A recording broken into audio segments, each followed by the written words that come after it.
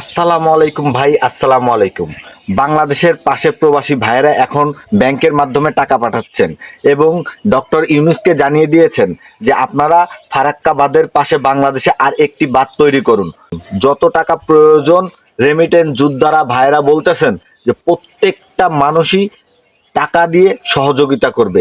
আমরা যারা বাংলাদেশে আছি প্রত্যেকটা পরিবারের কাছ থেকে যে যা পারেন সবাই এই বাঁধ তৈরি করার জন্য আপনারা যে যা পারেন সবাই দেওয়ার চেষ্টা করবেন। বাংলাদেশ থেকে শেখ হাসিনা স্বৈরশাসক সরকার যখন চলে গেছে অনেকে বলতেছে যে ভাই এখন দেশটা কিভাবে চালাবা। আরে ভাই তোদের জন্য বলে রাখতেছি ভাই, দেশটা বাংলাদেশের মানুষ চালাইতে জানে। বাংলাদেশের তোদের মতো আওয়ামী লীগ সরকার না থাকলেও বাংলাদেশের জনগণ বাংলাদেশ চালাইতে জানে এবং আমাদের পাশে বীর যোদ্ধা রেমিটেন্স যোদ্ধারা আমাদের পাশে আছে।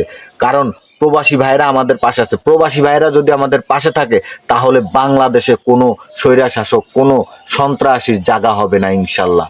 কারণ আপনাদের টাকা দিয়ে বাংলাদেশটা সম্পূর্ণ চলে এবং আপনারা যে পরিমাণ বাংলাদেশের মানুষকে ভালোবাসেন, বাংলাদেশটাকে ভালোবাসেন, তাতে আমার বুকটা ভরে যায় ভাই। আমি গতকাল রাত্রে ফেসবুকে দেখলাম যে রেমিটেন্স যোদ্ধারা ভাইরা এক একজন বলতেছে বাংলাদেশি টাকা 50,000 টাকা দেবো, কেউ বলতেছে 100 রিয়াল দেবো, কেউ বলতেছে 1000 রিয়াল দেবো। আমি এই ভিডিওগুলো দেখার পরে আমার মনটা ভরে গেল যে বাংলাদেশের প্রতি তাদের কতটা টান, কতটা মায়া।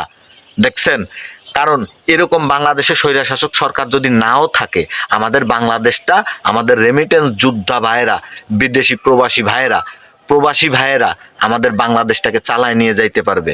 আরো একটি কথা, যখন আওয়ামী লীগ সরকার ছিল রেমিটেন্স যোদ্ধারা যখন আমাদের বিমানবন্দরে আসতো তাদেরকে লাঞ্ছিত করা হয়েছে, তাদের ব্যাগ থেকে মালামাল চুরি করা হয়েছে। যারা চাকরিতে আছেন, ওই আওয়ামী লীগ সরকার থাকা অবস্থায় যারা চাকরিতে থেকে এইসব ঘটনা ঘটাইছেন তাদেরকে দেখে বাইসে বাইসে বাইর করে তাদেরকে চাকরিচ্যুত করেন, তাদেরকে চাকরির থেকে বের করে দেন। এবং কি যারা আমাদের বাংলাদেশি প্রবাসী ভাইরা আসলে যারা সম্মান করতে জানে, সম্মান দিতে জানে, সেরকম সম্মান দেওয়া প্রশিক্ষণ দিয়ে তাদেরকে ওই বিমানবন্দরে চাকরি দিন। এবং বাংলাদেশে পড়াশোনা করে যেসব মেধাবী ছাত্ররা আছেন, মেধাবী মানুষরা আছেন, ইঞ্জিনিয়ার এবং যারা আরো বিভিন্ন পর্যায়ের মানুষরা আছেন, তাদেরকে বলবো ভাই আপনারা কেউ বিদেশে যাবেন না, আপনাদের যোগ্যতা দিয়ে বাংলাদেশটাকে সুন্দর করে গড়ে উঠান। আমার মনে চাচ্ছে রেমিটেন্স যোদ্ধার যে ভাইরা আছেন আপনাদেরকে আমার মনের অন্তরস্থল থেকে একটি সালাম স্যালুট জানাচ্ছি। আমি বাংলায় গান গাই, আমি বাংলায় গান গাই, আমি কে চিরদিন এই বাংলায় খুঁজে পাই।